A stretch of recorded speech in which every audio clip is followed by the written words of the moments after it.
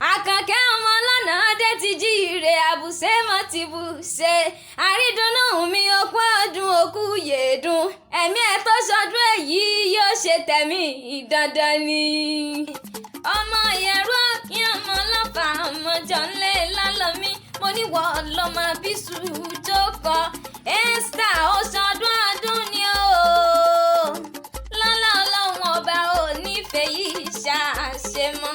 Jẹun abá òrèlé àwọn bàbá tó bí ọlọ́mọ. Ìwọ lọ́mọ Ìbàdàn mọ́jàmọ́jà tó ṣe bẹ́ẹ̀ kára wájú lẹ́rú ń jọ sí.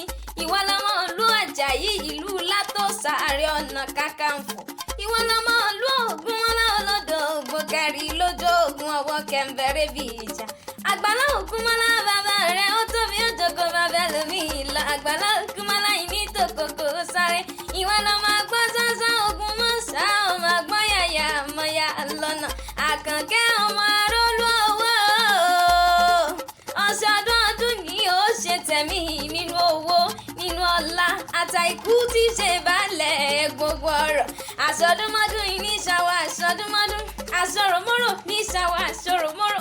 Ọ̀ṣọ́dún ọdún ni ó ṣe tẹ̀mí dandan ni. Mo gbé gíga gíga là ń bájà o.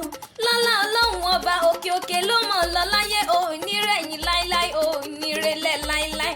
Ìgbà rẹ̀ tí ń dùn yìí mo lọ́lọ́run ọba òní jẹ́ ọtán. Ọlọ́run ọba yóò mọ̀ wà lẹ́yìn rẹ̀ gangan ni. Àkànkẹ́ o, happy birthday to you o. Long life and prosperity láṣẹ ọlọ́run ọba. May your life be good, may your life be sweet. May the Lord shower you with eternal blessings. May the goodness and the mercies of the Lord radiate upon your life. Esther ọmọ ọlọ́nà dé o. Happy birthday to you o. Dúdúyẹmí lèmi ń jẹ́ èmi wọ́n ń pè lálóyìn lóhùn. Ọmọ ọlọ́nà dé mo kí okú ọdún okú yèédún o. Àṣeyí ṣàmọ́dún àṣe iṣẹ́ mi láṣẹ ọlọ́wọ́n ọba.